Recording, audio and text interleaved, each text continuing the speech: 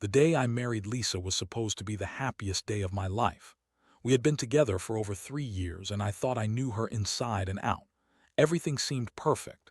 The wedding was beautifully planned, our friends were excited, and the future looked bright. But that day, everything shattered into a million pieces. Let me set the stage for you. We had our ceremony at a quaint little chapel downtown. It was charming, with stained glass windows and a lovely garden. I remember standing at the altar, waiting for her to walk down the aisle.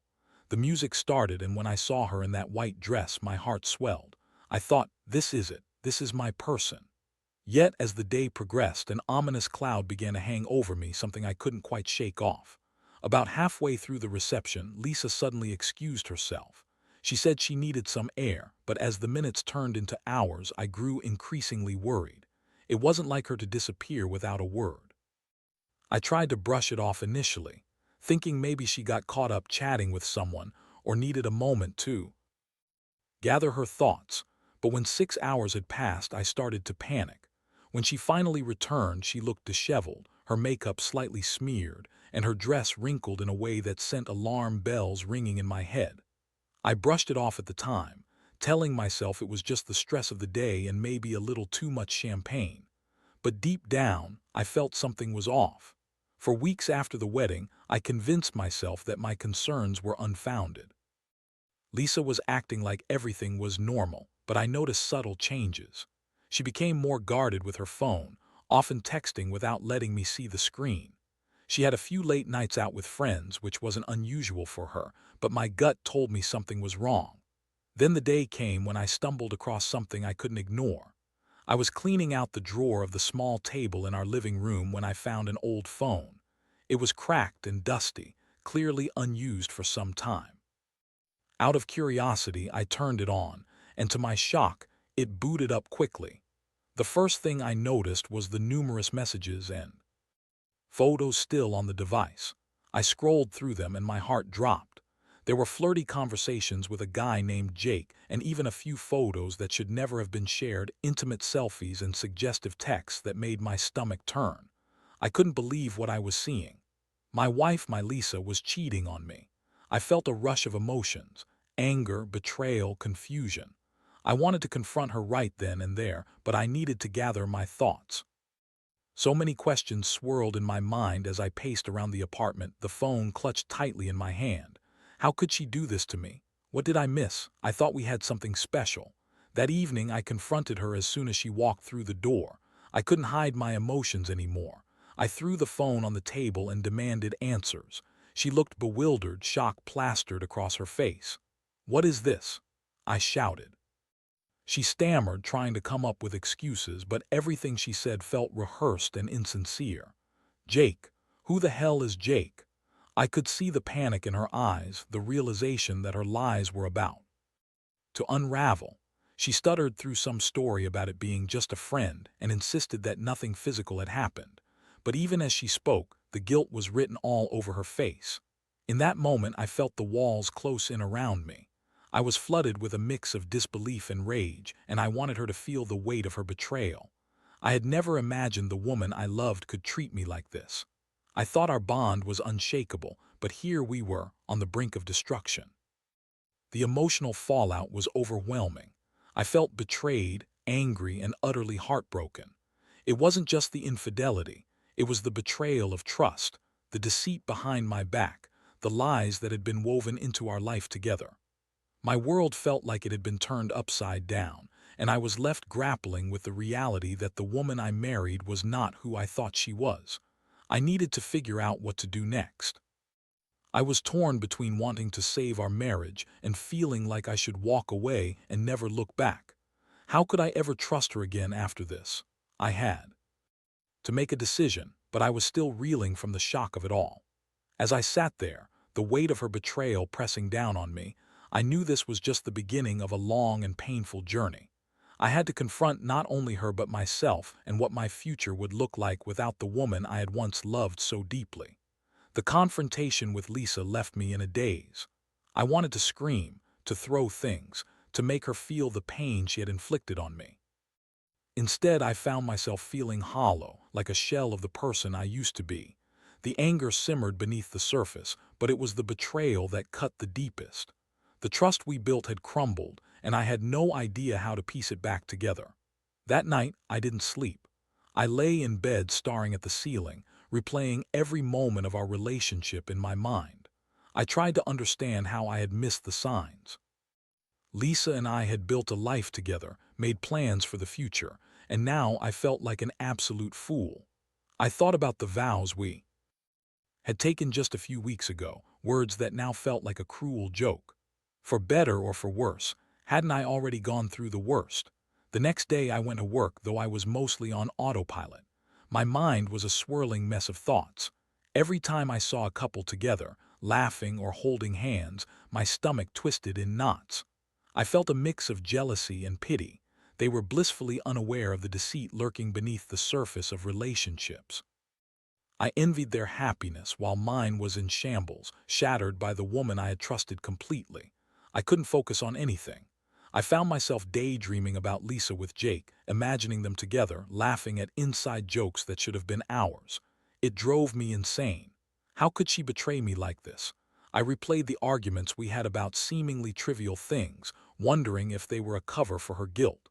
Was she lying to me all along? Had I ever really known her? That evening, I decided I couldn't just sit at home waiting for her to come back and feed me more lies. I needed to take action. I sat down with a notebook and scribbled down everything I had learned, going over the messages I had read on that old phone. I needed a plan, and I wanted to confront her again, this time with more evidence, more clarity, and a stronger resolve. When Lisa finally returned home, I was ready. I had gathered my thoughts, armed myself with the text messages and photos from her old phone, and was determined to get to the bottom of this. I needed to know how deep her betrayal went. I confronted her again, my voice steady but my heart racing. Lisa, we need to talk. I found more messages, and what you told me last night isn't adding up. There's more to this story, I said, trying to keep my tone calm. She looked startled, her eyes widening as I pulled out the notebook where I had noted every single detail I had discovered. Are you serious? She said, her voice laced with disbelief. You can't be this paranoid. It's just what? Just a friend, just harmless fun. Because it seems to me this is more than that. I interrupted, my voice rising. I deserve the truth, Lisa. I'm done with the games. Her demeanor shifted. I could see the mask of confidence start to crack. She began to backtrack, spewing excuses, claiming that Jake was just a coworker who she had vented to when she felt stressed, nothing more. But I knew better. The evidence was laid out in front of her, and her attempts to downplay her actions felt pathetic. I pressed her further, asking about the texts and the pictures. You think I'm just going to sit here and believe you after everything you've put me through? I demanded. You need to own up to this. Stop hiding behind your lies. For a moment, I thought I saw a flicker of guilt in her eyes, but it was quickly replaced with anger. You're being ridiculous. You're acting like I'm some kind of monster. I can't believe you're taking this so far. She snapped, crossing her arms defensively. But you are a monster, I shot back. You're a liar. You've been cheating on me, and now you want to make me the bad guy for wanting to know the truth. The argument escalated, voices raised, accusations flying back and forth. It was painful to see the woman I loved become someone so unrecognizable, and I could feel my heart breaking all over again. The fight felt like it lasted hours, but in reality it might have been only minutes. By the end, I was left feeling drained. Once the shouting subsided, we fell into an uncomfortable silence. I could see the walls building up around her. She was closing off, not wanting to face the reality of what was happening. I had laid my heart bare, but she was still hiding behind her excuses, unwilling to confront her actions. I took a deep breath, trying to compose myself. This isn't just going to go away, Lisa. We need to figure out where we stand. I can't keep living like this, I said, my voice now quieter but resolute. I didn't mean to hurt you, she replied, her tone softer but lacking conviction. I don't know what happened. The weight of those words hung heavily in the air. I had always believed that our love was stronger than this, that we could weather any storm. But here we were, standing at a crossroads, and I felt lost. I had to make a decision. The pain coursing through me was exhausting, and I needed to consider what was best for my own mental and emotional well-being. Did I want to work this out, or was it time to walk away? As the realization dawned on me, I knew I had to take a step back and truly reflect on what I wanted for my future. I had to decide if I was willing to fight for a love that felt tainted, or if it was time to reclaim my life. The days that followed our explosive confrontation felt surreal. Everything about my life seemed to shift, like I was walking through a dream, one that quickly turned into a nightmare. Lisa and I fell into a strange routine of avoidance. We shared the same space but felt worlds apart. I would wake up, go to work, and come home, all while pretending that everything was normal. My heart, however, was screaming otherwise. I spent countless hours replaying our fight in my mind, analyzing every word, every glance. I tried to understand how we reached this point. One moment I was on top of the world, celebrating our love, and the next I was grappling with betrayal. Lisa had become a stranger in my home, and the thought of her with Jake twisted the knife deeper. I couldn't shake the feeling of powerlessness. Every time I saw her, I remembered those careless messages, the intimacy that should have been ours. I noticed how she avoided my gaze, how she shrunk away when I entered a room. She was a shell, just like me. I wanted to scream at her to make her understand the depth of my hurt, but instead I found myself retreating, building walls around my own heart. One afternoon, while I was scrolling through my phone, I stumbled upon a social media post that made my blood boil. Lisa had tagged Jake in a picture, a casual dinner with friends, both of them laughing, their faces too close for comfort. My heart raced. My hands trembled as I stared at the screen, feeling the anger rise up in me like a tidal wave. I decided I needed to take action. It wasn't enough to confront Lisa with my suspicions. I needed to understand the full extent of her betrayal. I began doing some digging online, looking for any details I could find about Jake. I learned he worked at the same company as Lisa but in a different department. They had mutual friends, and it wasn't hard to see how they ended up together. I felt a sick sense of determination wash over me. I reached out to a mutual friend of ours, someone I trusted, and asked about Jake. "Hey, have you noticed anything weird with Lisa and Jake?" I asked, trying to keep my tone casual. "I don't know, man. They seem friendly, but I wouldn't think too much of it." "Lisa's always been a social person," my friend replied, oblivious to the chaos in my life. As I listened to him, I felt my resolve hardening. I needed to confront Jake directly. I didn't want to be the guy who sat back and let this happen without standing up for myself. I needed closure, one way or another. I needed to know if the two of them had crossed a line or if it was just some harmless flirting. The next day, I found out where Jake typically hung out after work. I showed up at a bar where he often went with coworkers, my heart racing and fists clenching as I entered. The atmosphere was loud, filled with laughter and chatter, but my focus was solely on one thing: finding Jake. After scanning the room, I spotted him at a table with a few friends. He looked relaxed, carefree, completely unaware of the storm brewing in my mind. It took all my strength to approach him, but I was done being passive. I would not be a victim in my own life anymore. "Jake," I called out, my voice cutting through the noise of the bar. The moment he turned to look at me, confusion washed over his face. I could see the moment he recognized who I was. "Hey man, what's up?" he said, trying to play it cool. The casual tone only fueled my anger. I hated how at ease he seemed. "Can we talk?" I demanded, my voice low but firm. He glanced back at his friends, who were now watching us with curiosity. "Sure, what's going on?" he replied, standing up and heading towards a quieter corner of the bar. I felt my heart pound in my chest as we moved away from the crowd. "Look, I know about you and Lisa," I said, cutting straight to the chase. "I want to know what's going on between you two." His expression changed then, uncertainty flashing across his face. "What do you mean, it's not what you think?" he stammered, but the defensive tone in his voice only confirmed my fears. "What I think? You mean the late-night texts, the dinners? How long has this been going on?" Jake rubbed the back of his neck nervously. "Look, man, it's complicated. Lisa and I are just friends. Don't give me that bullshit," I snapped. "I know you two have crossed a line, just admit it." He hesitated, clearly weighing his words. His bravado faltered, and I could see the guilt creeping in. "Okay, yeah, we've been flirting a bit, but it's nothing serious. Lisa and I didn't mean to hurt you, man. She just needed someone to talk to." Someone to talk to. Is that why she was telling you intimate details about our marriage? I shouted, feeling a mix of rage and despair. You think it's easy for me to stand here and listen to this? At that moment, I felt a rush of adrenaline and clarity. I realized that this wasn't just about Lisa and Jake. It was about me reclaiming my power. I turned to walk away, but not before throwing one last jab. If you really cared about her, you would have told her to fix her marriage instead of getting involved. As I left the bar, I felt a weight lift off my shoulders. I didn't have all the answers yet, but confronting Jake had given me some sense of control back. I had exposed the truth, even if it hurt to face it. That night I returned home, my mind racing. I could hear Lisa moving around in the kitchen, the smell of something cooking filling the air. When I walked in, she looked up at me, her expression unreadable. "Where were you?" she asked, her voice filled with concern.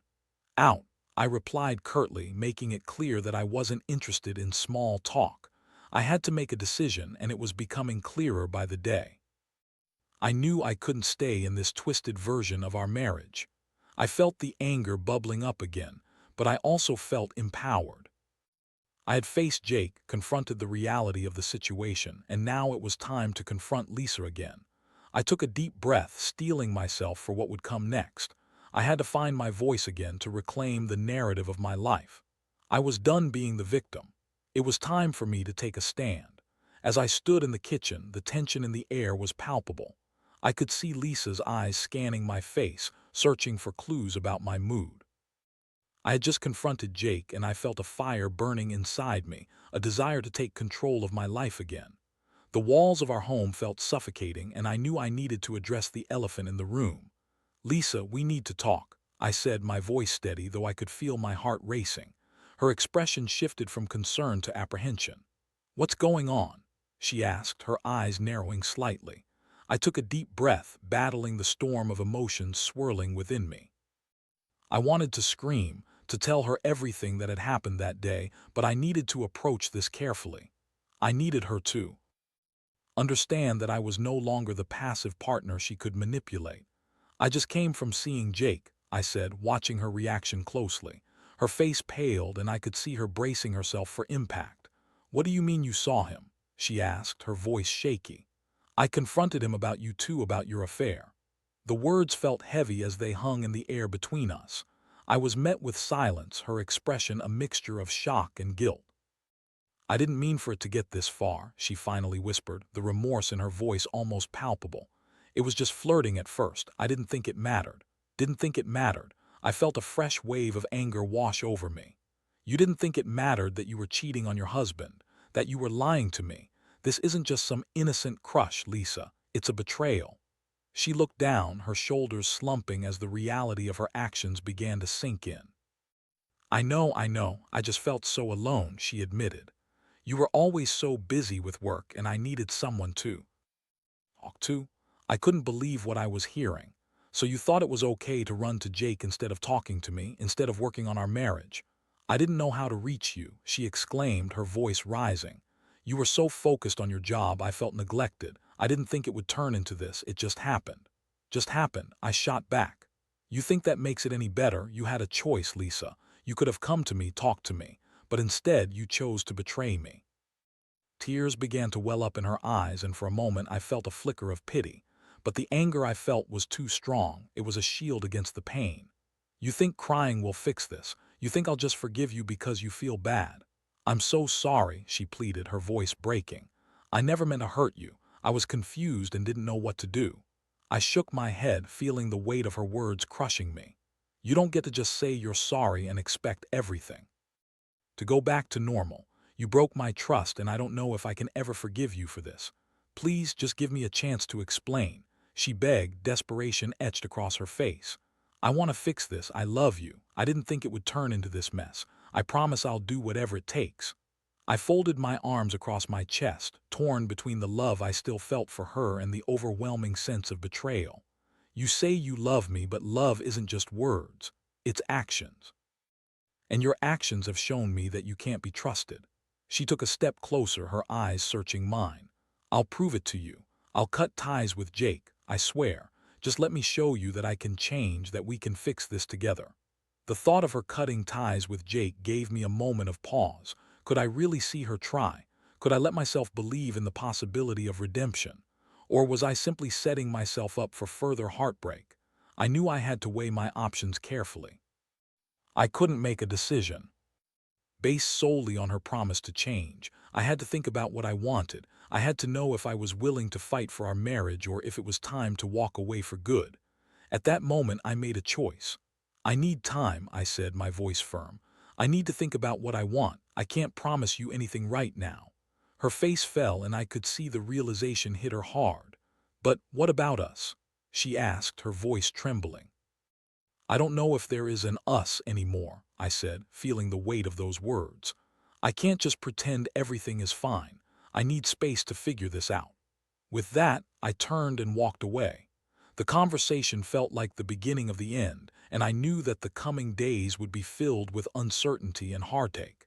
I spent the next few nights in a hotel, trying to wrap my mind around everything that had happened. My heart was heavy with confusion and anger, and I felt the weight of the decisions ahead. I knew I had to find a way to move forward, whether that meant repairing my marriage or severing the ties and moving on. I spent hours journaling my thoughts, pouring my heart onto the page in a desperate attempt to find clarity. I wrote about the good times and the bad, the love I once had, and the betrayal that now tainted those memories. I thought about our future, the dreams we shared, and how they felt like they had been ripped away in an instant. The emotional toll was exhausting, but I knew I had to keep pushing through. I began to realize that while Lisa's actions had hurt me deeply, I also needed to focus on my own healing. Whatever decision I made, it had to be about what was best for me, not just about saving a marriage that had already taken a serious hit. I felt stronger in my resolve, determined to confront the future on my own terms. Whether I chose to forgive or to walk away, I would emerge from this experience with a clearer sense of who I was and what I wanted. My journey wasn't over yet, but I felt a flicker of hope. In the midst of the pain, I began to understand that I had the power to reclaim my life, regardless of the choices Lisa made. It was time for me to focus on healing and to embrace whatever came next. The days turned into weeks, and the heavy silence between Lisa and me became a constant reminder of the fracture in our relationship. I moved back into the house, but it felt foreign, like a shell of what it once was. The laughter and warmth we had shared had been replaced by tension and uncertainty. Each time I passed by her in the hallway, a wave of emotions rushed through me: betrayal, anger, and a flicker of the love that still lingered. I had taken time to think about everything, but I hadn't fully made up my mind. I was still haunted by the memories of our wedding day and the promise of forever that now felt like a cruel joke. I found myself at a crossroads, grappling with whether I could really forgive her, whether rebuilding our trust was even possible. I needed to face Lisa again and see if there was any potential for us to recover from this deep chasm. One evening, while I was making dinner, I heard her voice from the living room. She was on the phone and I couldn't help but eavesdrop. "No, I swear, I'll end it with him," she said, her tone sharp and insistent. "I'll fix this. I love him." My heart sank. I didn't need to hear her words to know she was talking about me and her promise to cut ties with Jake. I felt a mix of anger and sadness. The thought that she had been discussing our relationship with someone else was infuriating. It felt like a violation, a betrayal layered on top of betrayal. After she hung up, I decided it was time to confront her again. I walked into the living room, ready to face the truth. "Who were you talking to?" I demanded, my voice steady but filled with a quiet intensity. Lisa looked startled, her eyes widening as if I had caught her in a lie. "It was just a friend," she stammered, but I could see the panic growing in her expression. "A friend or Jake?" I pressed, crossing my arms. "Because it sounded like you were talking about me. How many times do we have to go through this?" "Look, I know I've messed up," she said, her voice trembling, "but I'm trying to make things right. I don't want to lose you." "Then why are you still involved with Jake?" I bit out, frustration boiling over. "You say you love me, but this isn't just some minor issue. It's a complete breakdown of trust. I told you I'd end it with him." She pleaded, tears brimming in her eyes. "I promise. I realize now how much I love you, how much I've taken for granted." I was confused and scared, but I'm ready to work on us. Please just give me a chance. Her desperation tugged at my heart. I could see the sincerity in her eyes, but I also knew that words were easy, action was what mattered. I don't know if that's enough anymore, I said, the weight of my decision pressing down on me. You've hurt me deeply, Lisa. I need time to figure out if I can trust you again. Please don't give up on us, she cried. I'm willing to do whatever it takes. I'll go to counseling. I'll cut off all contact with Jake, I promise. I'll prove to you that I can change. I paused, contemplating the offer. Counseling could help us navigate this mess, but was I ready to put my heart on the line again? I thought about the trust that had been shattered and the emotional toll it had taken on me. Could I really see us healing from this? I'll think about it, I finally said, my voice firm but softer than it had been moments before. I could see the hope flicker in her eyes, but I also recognized the precariousness of that hope. We spent the next few days in an uneasy truce. Lisa made a conscious effort to be more present, engaging in conversations and attempting to reconnect. She seemed determined, but I was still guarded. I knew that her actions would speak louder than her words, and I held on to that as a beacon of hope amidst the chaos. Then came the day when I received a text from Lisa while I was at work. Can we talk tonight? I have something to share, it read. My heart raced. Was she finally ready to take responsibility for her actions, or was this yet another ploy to gain my sympathy? That evening I returned home, my mind a whirlwind of possibilities. I found her sitting on the couch, a serious expression on her face. I've been thinking a lot, she began, her voice steady. I want you to know that I ended it with Jake. I told him it was over and that I wanted to focus on us. I'm committed to making this work, no matter how long it takes. I felt a rush of emotions, relief, uncertainty, and a glimmer of hope. Are you sure? I asked, needing to hear her conviction, because I can't keep doing this if you're still holding on to him. I promise I am done with him, she replied, her eyes earnest. I realized that I was chasing after something that wasn't real. What I had with him was a distraction. I love you. I want to fight for what we have. Her words struck a chord within me, but I knew I needed more than promises. I think counseling is a good idea, I said cautiously. If we're going to move forward, we need to address the underlying issues in our relationship. We can't just pretend everything is fine. Lisa nodded, her expression hopeful. I agree. I'll do whatever it takes. I'm ready to put in the work. We made arrangements to start counseling together, and I felt a mix of apprehension and anticipation. It was a step towards healing, and I hoped it would help us both understand the mistakes we had made. I wanted to believe that she was sincere, but I was also acutely aware of the fragile nature of our relationship. As we embarked on this journey together, I found myself grappling with the emotions that still lingered. I knew it wouldn't be easy, but I was willing to try. There was a part of me that still loved Lisa, that wanted to believe in the possibility of redemption. But as I looked into her eyes, I also realized that forgiveness would take time. It wouldn't happen overnight, and I needed to prioritize my own healing. Whatever happened next, I would face it head-on, ready to reclaim my life and my trust, one step at a time. In that moment, I felt a sense of resolve wash over me. I was ready to take the plunge into the unknown, to confront the pain, and to see if our love could survive the storm that had threatened to tear us apart. The weeks that followed were a whirlwind of emotions as Lisa and I navigated our new reality. Starting therapy was both daunting and refreshing. Each session became a space for us to air our grievances, fears, and hopes in a controlled environment, guided by a professional who understood the complexities of relationships. I was surprised at how cathartic it was to speak openly about my feelings. I hadn't realized how much I had bottled up: regret, anger, sadness. Each session peeled back layers of hurt, revealing the raw emotions beneath. Lisa, too, was forced to confront her actions and the reasons behind her choices.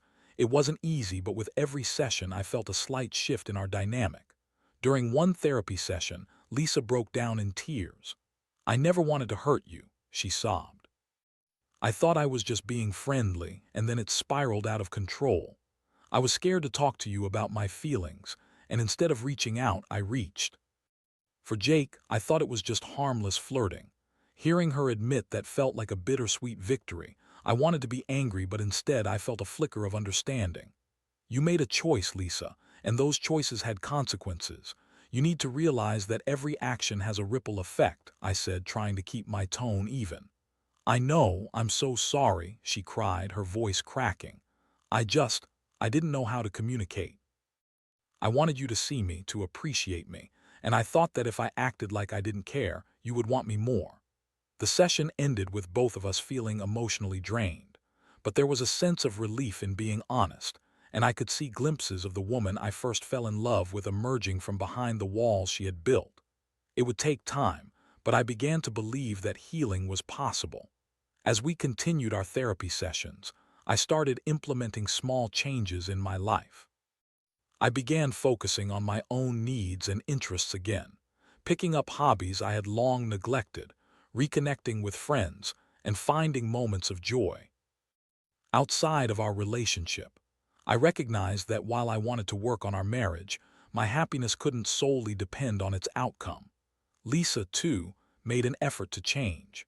She started attending her own therapy sessions, learning how to communicate her feelings and needs effectively. There were days when it felt like we were making progress, and others when it seemed like we were back at square one. One evening, after returning from a particularly intense therapy session, I found Lisa waiting for me at the dinner table. Candles flickered softly, and the aroma of a home-cooked meal filled the air. "I wanted to do something special for you," she said, her voice almost shy. "I'm grateful for your patience and for giving me a chance." Sitting down together, I felt a warmth spread through me. We talked over dinner, and for the first time in a long while, I felt a genuine connection.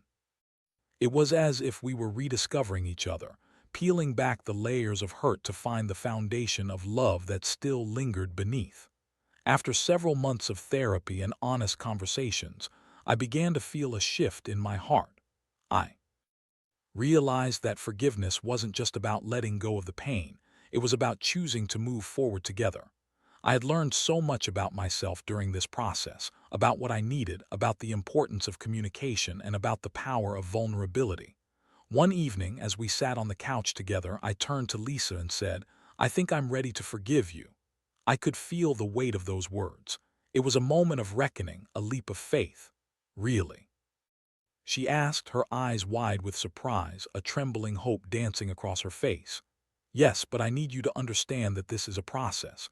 I want to move forward, but I need to see continuous effort.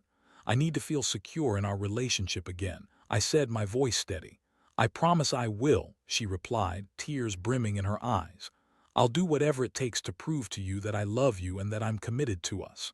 In that moment, I felt a sense of closure. Yes, our relationship had been tested in ways I had never imagined, but I also knew it could emerge stronger. We had both changed, grown, and learned lessons through this painful experience. As time went on, I found that I could cherish the good memories we had shared without letting the betrayal overshadow them. It was a complicated dance of healing, but I was willing to embrace it.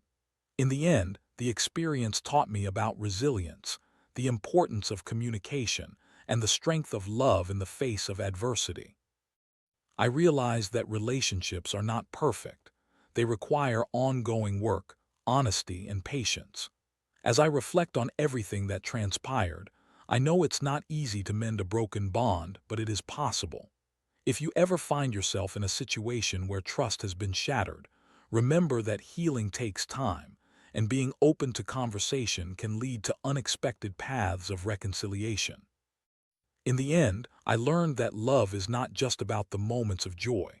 It's about sharing the difficult times and coming out stronger on the other side. And for Lisa and me, that journey had just begun.